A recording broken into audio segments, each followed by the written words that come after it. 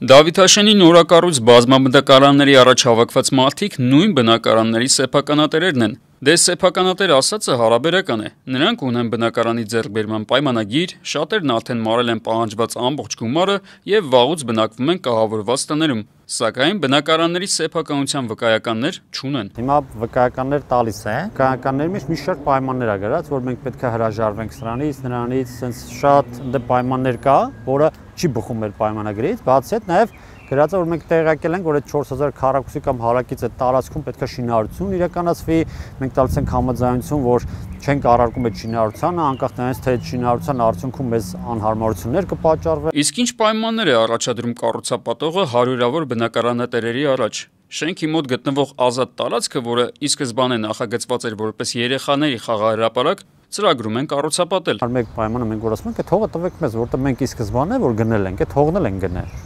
Հիմա այս 110 քառակուսի հող եմ տուն եմ առել, հիմա կառուցապատողը գա ասի 10 քառակուսին քոնը չի, տվել եմ ինչ-որ համատիրությունը, դե գա նստի, հոտից տալով չի։ Ի սկզբանե մեզ ցույց է տվել մի բան, հա, բայց կառուցվել է մեկ այլ բան։ Կառուցապատողն արդեն սնանկ է ճանաչվել։ Դե չկա ազատ տարածք, չկա նոր շենք, չկա փող, եւ ուրեմն հարյուրավոր մարդիկ եւ պարտավորություններ մնում են օդում, այդ թվում բանկին ունեցած պատկերը, որի մոտ է գրավադրված բնակարանները։ Բանկը պետք է երաշխավորի այն մարդիկ, ովքեր պարտաճանաչ կատարել են իրենց վճարումները, հա, այդ մարդկանց գույքերը գրավից ազատի, որը դեռ չի երաշխավորում, բայց բանկը ասում էր ես կանեմ դա, բայց հիմա պայմանի խախտում է անում, գրավից չի ազատում, ասում է ես այսքան վարկ եմ տրամադրել, այդ վարկը պետքա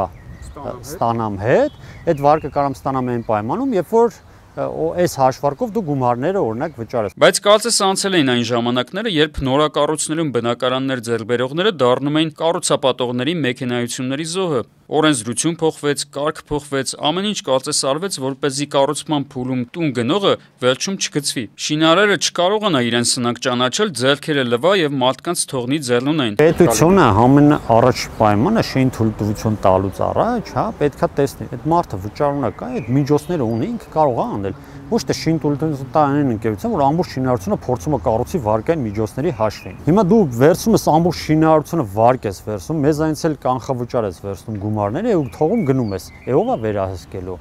Վերահսկողության անհրաժեշտություն իսկապես կա։ Ով ասես մտել է շինարարության ոլորտ։ Մարդիկ վարձակալում են շինտեխնիկա, այստեղից այնտեղից հայթայթում տարբեր որակավորման մասնագետների, վերցնում վարկ եւ կառուցում շենք։ Ինչու՞։ Որովհետև այս բիզնեսը շահավետ է։ Եկամտահարկի վերադարձի մասին օրենքը բերեց բնակարանների պահանջարկի մեծացման եւ շինարարության դաշտ մտան մարդիկ, որոնք դրանից կիլոմետրով հեռու էին։ Տարած ցանկացած մեկը մի տարածք առնի, որը սեյսմիկ բան է, ասենք ռիսկային զոնայում է, այսինքն խզվածքների մոտ է եւ այլն,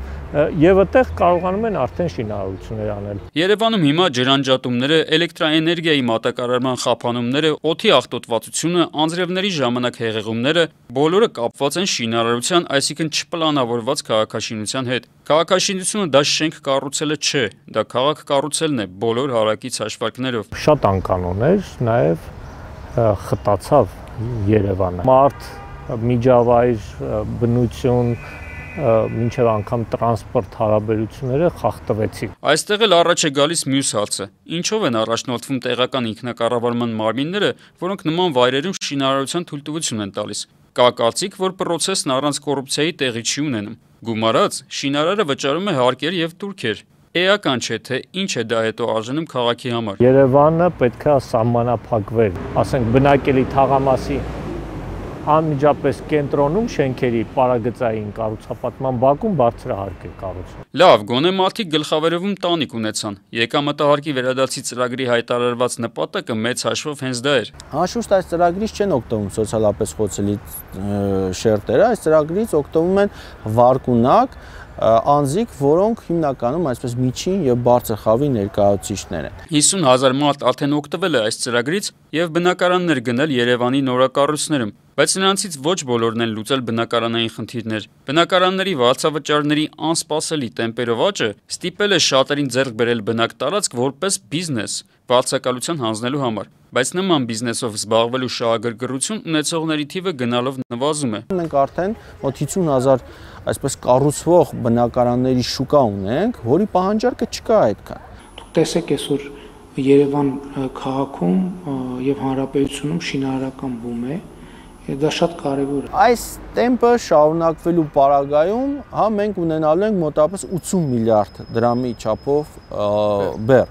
Եվ այս բեռը անշուշտ պետական բյուջեի համար էական նշանակություն ունի։ Այսինքն մենք տարեկան բյուջեից $100 միլիոն ավելի փող ենք վճարում բանկերին, որպես եկամտահարկի վերադարձ բնակարան գնողների տոկոսները մարելու համար։ Հարց է առաջանում. իսկ ավելի ճիշտ չէր լինի ամեն տարի այդ գումարով բարձր տեխնոլոգիական ինչ-որ արտադրություն հիմնել, ստեղծել աշխարհում մեծ պահանջարկ ունեցող ինչ-որ պրոդուկտ, արտահանումների շնորհիվ ստանալ մեծ շահույթ։ Սրա արդյունքում կբարձրանային աշխատավարձերը եւ մարդիկ ինքնուրույն կգնային իրենց բնակարանները, առանց պետության աջակցության։ Իսկ հիմա ստացվում է, որ փողը միանվագ դրվեց բետոնի մեջ եւ վերջ։ Իսկ բյուջեից վճարումները բանկերին շարունակվելու են տասնամյակներով։ Տնտեսական առումով սա հեռանկարային չէ։ Հեռանկարային չի, բայց ինքը տնտեսական աճ է ապահովում կարճաժամկետ, իսկ ցանկացած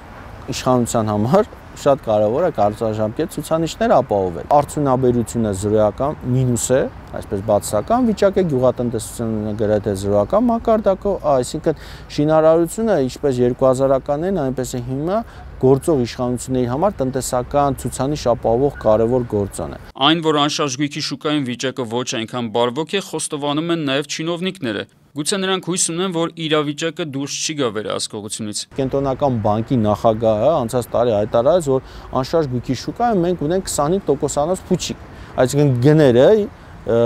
սպեկուլյատիվ են անշարժ գույքի շուկայում։ 25%-ը սպեկուլյատիվ ապահովել են բանկերը իրենց վարկավորման միջոցով։ Պահանջարկի նվազումն է հավանաբար հանգեցրել այն բանին, որ որոշ կառուցապատողներ այլևս դժվարանում են կատարել իրենց պայմանագրային պարտավորությունները։ Շատերն են հանգստացնում, որ իրանց մոտ էլ էս խնդիրը կա, ու դու հասկանում ես, որ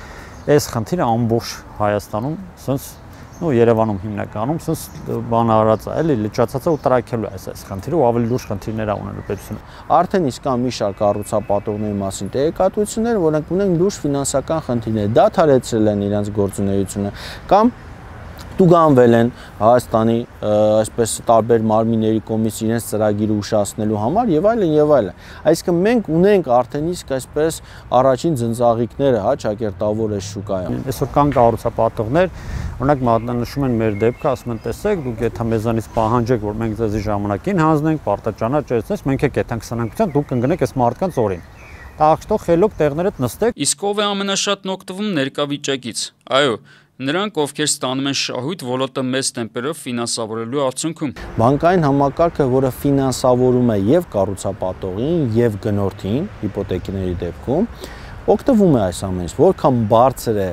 անշարժ գույքի գինը, այնքան ինքը ավելի շատ ապրանք է ծախում։ Անշարժ գույքի շուկայի բումը նախորդ տարիներին մի խնդիր եւս առաջացրեց։ Եկամտահարկի վերադարձի հետևանքով մեծացավ պահանջարկը եւ ըստ այդմ առաջնային շուկայում բնակարանների գները։ Դրա հետևանքով բարձրացան նաեւ երկրորդային շուկայի բնակարանների գները եւ վարձավճարները, ինչն էլ իր հերթին ազդեց մյուս բոլոր ոլորտների վրա։ Որպեսզի մարդը վճարի թանկ տան համար անհրաժեշտ բանկային մարումը կամ բնակարանի վարձավճարը, պետք է թանկացնի մատուցվող ծառայությունները կամ ապրանքները, այսինքն կյանքը թանկացավ նաև սրա հետևանքով։ Արմեն Նաթալյան, Օրագիր Նյուզ։